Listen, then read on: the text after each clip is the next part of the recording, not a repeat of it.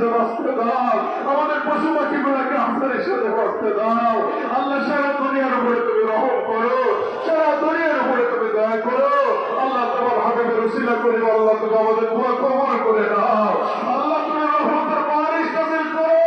আল্লাহ ঠান্ডা পানি প্রবাহিত করে দাও।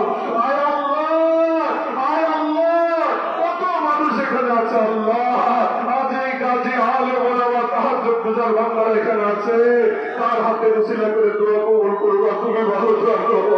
আয় আল্লাহ তুমি দয়া করে মেহেরবানি করে আজকে দোয়া কবুল করে নাও। আল্লাহ সালাতুল ইস্তিসকা যেখানে আদায় হয়ে চলছে সব আল্লাহ তুমি কবুল করে নাও। আল্লাহ